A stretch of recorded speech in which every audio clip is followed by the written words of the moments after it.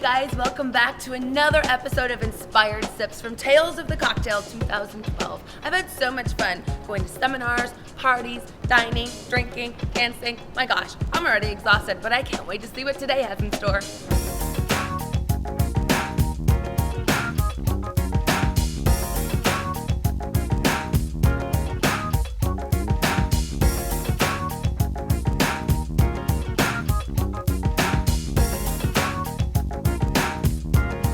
Another person I'm so excited to speak with during Tales is Jean-Sébastien Robiquet. I had the pleasure of visiting their distillery in Cognac last year. It's absolutely beautiful.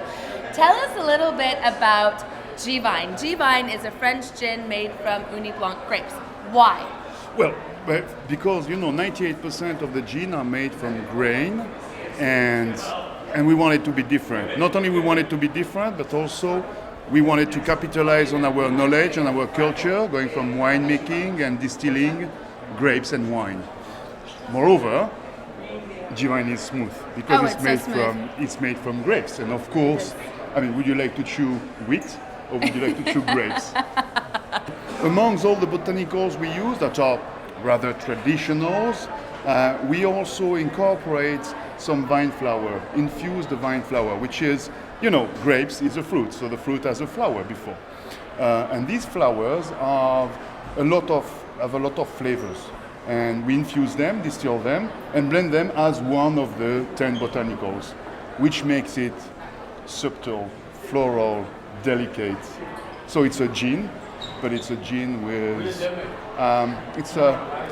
with craft and with maybe a luxury aspect, an emotional aspect, a perfumey aspect that makes it unique.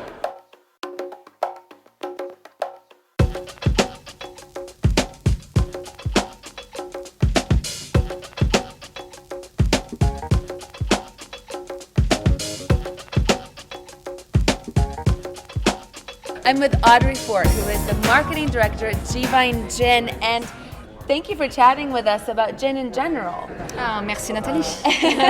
So gin has gone from kind of our grandpa's drink to something that women love, that people all over the world of all ages are really embracing. Why do you think that's happening?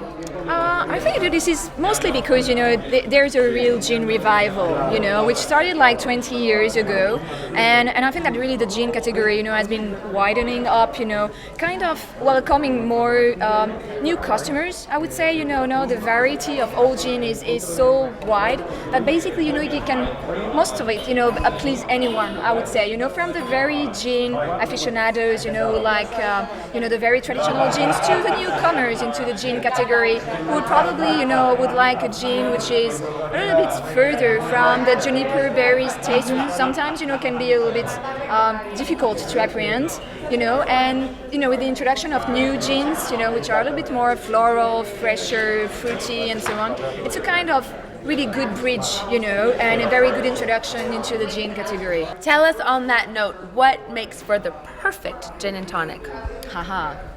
Depends, which brands you will choose, So let's say G-Vine, for example. G-Vine, for example. So G-Vine, since it's based from grape, and it's very round base and so on, what we would do, is use a very large copa glass, your balloon glass. First of all, you need to have a lot of glasses and good ice. Good ice. And then, you pour like 4 cl or 1.5 ounces of G-Vine, and then you use a premium tonic water. And as a garnish, because it has to be complementary, with the product, you would put 3 grapes on a spear, just to complement the taste profile. And that's beautiful. So it hits everything. Visually beautiful, aromatic, tastes delicious. Sounds like the perfect G&T to me. I think I'm going to have myself a G-Vine gin and tonic. Let's go, Natalie. Let's go.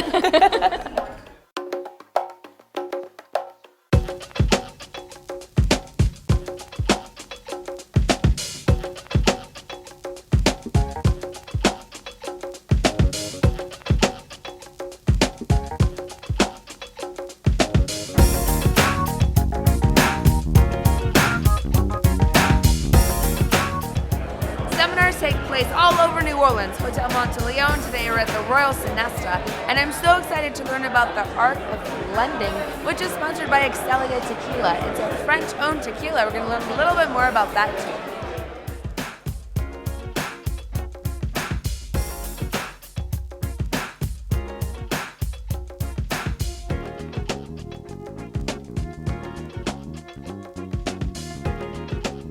I'm with Philip Duff, who's done so many things in the industry. Among running Door 74, which was is an amazing bar in Amsterdam, you're moving on, doing lots of other things, including consulting. You work with many brands, and one of the ones I associate you with is G-Vine and Excelia and June. What are some ways that you help these sorts of brands enter the market and find their identity? First of all, thanks for meeting me this early, Natalie. It's really early. Well, for something like Tails, which is a fantastic, huge monster, a lot of what I'll do is I'll say, let's do something more focused and do it right. So instead of doing a seminar about every spirit ever invented today, we were at a seminar called Reconsidering the Gin and Tonic with the excellent Jason Wilson, the booze columnist, as he styles himself, of the Washington Post. And you know what? It was brilliant. We got to go deep into the whole gin and tonic thing, how it's integral to many cultures, especially in Spain, a country I know you know well. And to see that fantastic pickle drink reimagined in a different way and maybe breathe some new life into it. A lot of what I'll do is talking to brands and say, let's do one thing really well, however small it may be. So on a personal note, congratulations to your lovely bride-to-be, Elaine Duke, soon to be Elaine Duff, nominated for Best Brand Ambassador this year. Best of luck to her. And thank you so much for sitting and talking with us during Tails in the morning. It's very kind of you to be here. My pleasure, Natalie. I'll get up in the morning to have a drink and a chat with you anytime. Oh, it's very kind.